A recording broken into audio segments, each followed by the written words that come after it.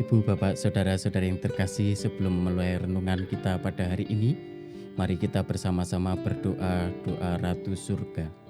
Dalam nama Bapa dan Putra dan Roh Kudus. Amin. Ratu Surga, bersukacitalah, haleluya, sebab Ia yang sudi kau kandung, haleluya, telah bangkit seperti yang disabdakannya, haleluya. Doakanlah kami pada Allah, haleluya. Bersukacitalah dan bergembiralah perawan Maria, haleluya, sebab Tuhan sungguh telah bangkit, haleluya. Marilah kita berdoa. Ya Allah, Engkau telah membirakan dunia dengan kebangkitan Putramu, Tuhan kami Yesus Kristus. Kami mohon, perkenankanlah kami bersukacita dalam kehidupan kekal bersama bundanya perawan Maria, demi Kristus pengantara kami. Amin. Tuhan bersamamu dan bersama rohmu. Inilah Injil suci menurut Lukas. Dimuliakanlah Tuhan.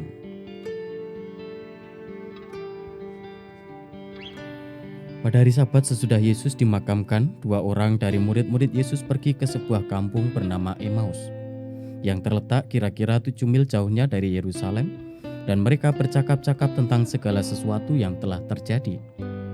Ketika mereka sedang bercakap-cakap dan bertukar pikiran, datanglah Yesus sendiri mendekati mereka, lalu berjalan bersama-sama dengan mereka.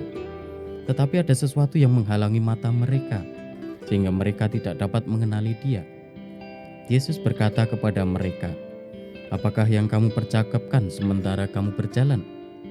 Maka berhentilah mereka dengan muka muram.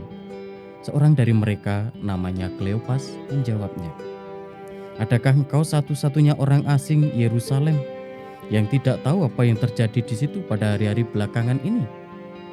Katanya kepada mereka, "Apakah itu?" Jawab mereka, "Apa yang terjadi dengan Yesus orang Nazaret? Dia adalah seorang nabi yang berkuasa dalam pekerjaan dan perkataan di hadapan Allah dan di depan seluruh bangsa kami. Tetapi imam-imam kepala dan pemimpin-pemimpin kami telah menyerahkan Dia untuk dihukum mati, dan mereka telah menyalibkannya. Padahal kami dahulu mengharapkan bahwa Dialah yang datang untuk membebaskan bangsa Israel. Tetapi sementara itu telah lewat 3 hari sejak semuanya itu terjadi. Dan beberapa perempuan dari kalangan kami telah mengejutkan kami. Pagi-pagi buta mereka telah pergi ke kubur dan tidak menemukan mayatnya. Lalu mereka datang dengan berita bahwa telah kelihatan kepada mereka malaikat-malaikat yang mengatakan bahwa Yesus hidup. Dan beberapa teman kami telah pergi ke kubur itu dan mendapati bahwa memang benar yang dikatakan perempuan-perempuan itu, tetapi Yesus sendiri tidak mereka lihat." Lalu Ia berkata kepada mereka, "Hai kamu orang bodoh, betapa lambannya hatimu, sehingga kamu tidak percayakan segala sesuatu yang telah dikatakan para nabi. Bukankah Mesias harus menderita semuanya itu untuk masuk ke dalam kemuliaannya?" Lalu Ia menjelaskan kepada mereka apa yang tertulis tentang Dia dalam seluruh kitab suci, mulai dari kitab-kitab Musa dan segala kitab nabi-nabi. Sementara itu, mereka mendekati kampung yang mereka tuju. Ia berbuat seolah-olah hendak meneruskan perjalanannya, tetapi mereka mendesaknya dengan sangat. "Tinggallah bersama-sama dengan kami, sebab hari telah menjelang malam dan matahari hampir terbenam." Lalu masuklah Ia untuk tinggal bersama-sama dengan mereka. Waktu duduk makan dengan mereka, Ia mengambil roti, mengucap berkat, lalu memecah-mecahkan roti itu dan memberikannya kepada mereka. Ketika itu terbukalah mata mereka, dan mereka pun mengenali Dia, tetapi Yesus lenyap dari tengah-tengah mereka. Kata mereka seorang kepada yang lain, "Bukankah hati kita berkobar-kobar ketika Ia berbicara dengan kita di tengah jalan, dan ketika Ia menerangkan kitab suci kepada kita?" Lalu bangunlah mereka dan langsung kembali ke Yerusalem. Di situ mereka mendapati ke-11 murid. Mereka sedang berkumpul bersama teman-teman mereka. Kata mereka kepada kedua murid itu, "Sungguh, Tuhan telah bangkit dan telah menampakkan diri kepada Simon." Lalu kedua orang itu pun menceritakan apa yang terjadi di tengah jalan dan bagaimana mereka mengenali Yesus pada waktu Ia memecah-mecahkan roti.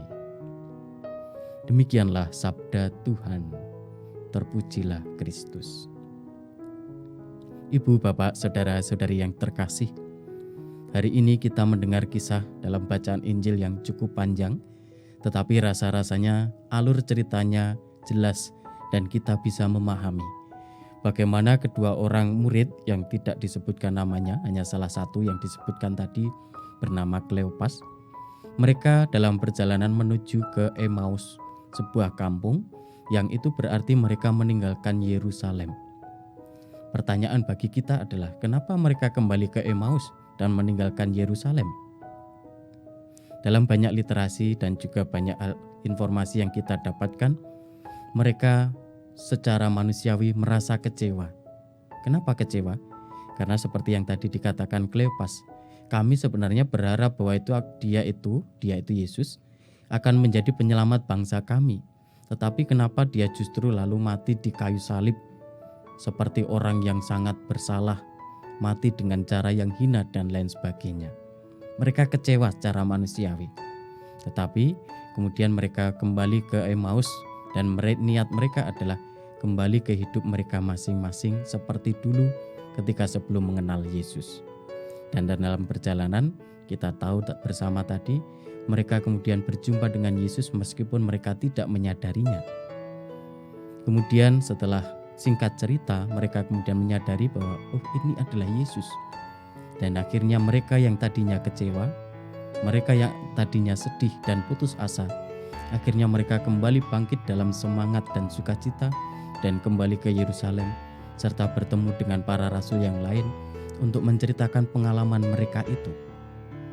Ibu, bapak, saudara-saudari yang terkasih, dalam kehidupan kita sehari-hari, mungkin tidak selalu mudah untuk mengenali kehadiran Tuhan dalam hidup kita, terutama ketika hidup kita mungkin diwarnai dengan pengalaman-pengalaman yang tidak enak, dengan peristiwa-peristiwa yang tidak mudah untuk kita terima, diwarnai dengan persoalan-persoalan yang menjadi beban hati dan pikiran kita, dan lain sebagainya.